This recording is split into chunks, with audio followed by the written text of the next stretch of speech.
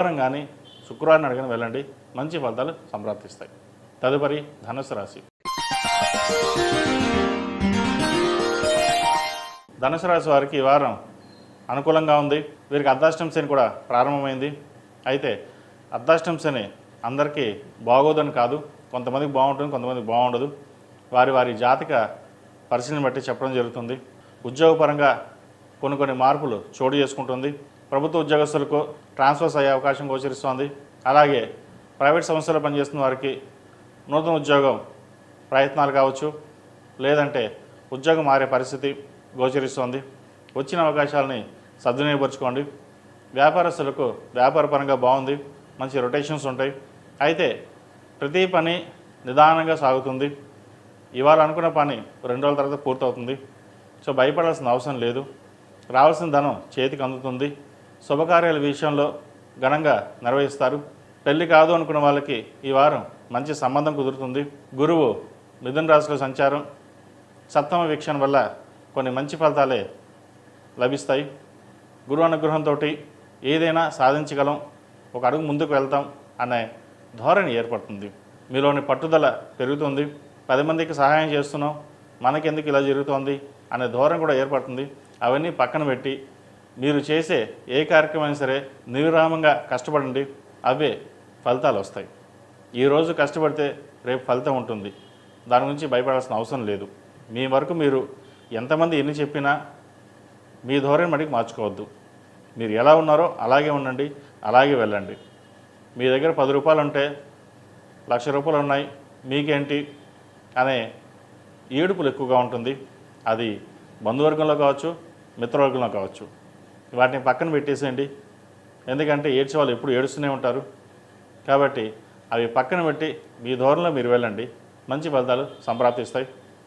Chartered అకౌంట్స్కి, real estate రంగంలో ఉన్నవారికి, cinema ఫీల్డ్లో ఉన్నవారికి, అలాగే కాస్మెటిక్స్, పూజా ద్రవ్యాల వాళ్ళకి, అలాగే చిరు వ్యాపారస్తులు, కూరగాయల వ్యాపారస్తులకు సానుకూలంగా ఉంది. ముఖ్యంగా వైద్య వృత్తిలో ఉన్న డెంటిస్టులు, ఈఎన్టీ స్పెషలిస్టు, సర్జన్స్కి వాళ్ళకి చాలా అనుకూలంగా ఉందని చెప్పచ్చు.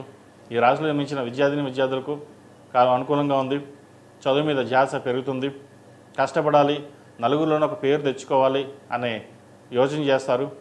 మార్కులు తక్కువగా ఉన్నా సరే భవిష్యత్తుపై కార్యరూపం దాల్చడానికి ఎక్కువగా ప్రయత్నం చేస్తారు. కష్టే ఫలినట్టుగా ఎంత కష్టపడితే అంత ఫలితం ఉంటుంది. అయితే అర్ధాష్టమ శని నడుస్తున్న వల్ల చిన్న ఇబ్బందులు కావచ్చు, అపవాదులు కావచ్చు వచ్చే అవకాశం ఉంది. వాటిని పక్కన పెట్టి ముందుకు వెళ్ళండి. విదేశాలకు సంబంధించిన విషయ వ్యవహారాలు కొంత నిరాశపరుస్తాయి. వీసా విషయంలో కొన్ని ఇబ్బందులు ఉంటాయి. కాబట్టి వాటిని డాక్యుమెంట్ విషయంలో కావచ్చు, అవసరమైతే తప్ప విదేశీయానం కాకుండా ఇక్కడే ఉండి చదువుకోవడానికి ప్రయత్నాలు చేయండి.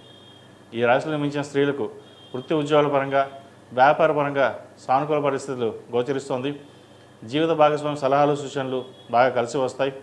అయితే వ్యాపారంలో మీకంటూ గుర్తింపు తెచ్చుకోవడానికి చాలా ప్రయత్నించినప్పటికీ వెనక్కి లాగే వాళ్ళు ఎక్కువగా ఉంటారు. కష్టం మీది, పేరు ఇంకొకరిది అన్నట్టుగా ఉంటుంది. అయితే ఎవరు ఎలా పోయినా సరే కష్టపడదాం, గుర్తింపు అదే వస్తుంది అనే ధోరణిలో ఉంటారు మీరు. ఆరోగ్యపరమైన ఇబ్బంది పెడతాయి. వాటి విషయంలో కొన్ని జాగ్రత్తలు తీసుకోండి. ఏదైనా చిన్న సమస్యలు ఉంటే అవంతట అవే పరిష్కారం అవుతాయి. దాని గురించి ఎక్కువగా ఆలోచించాల్సిన పని లేదు. ఏది ఏమైనప్పటికీ ఈ రాశిలో జన్మించిన స్త్రీలకు వృత్తి ఉద్యోగాల పరంగా, వ్యాపార పరంగా సానుకూలంగా ఉంది. ఆరోగ్యపరమైన జాగ్రత్తలు వీరు తప్పనిసరిగా తీసుకోవాలి.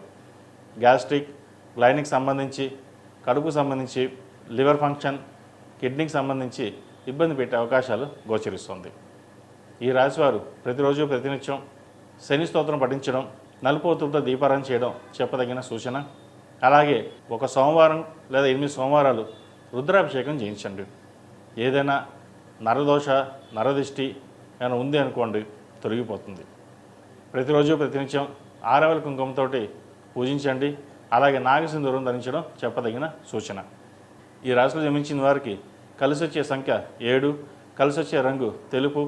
ఏదైనా పని మీద బయటకు వెళ్ళేప్పుడు గురువారం కానీ సోమవారం అడగని వెళ్ళండి, మంచి ఫలితాలు సంప్రాప్తిస్తాయి. తదుపరి మకర రాశి.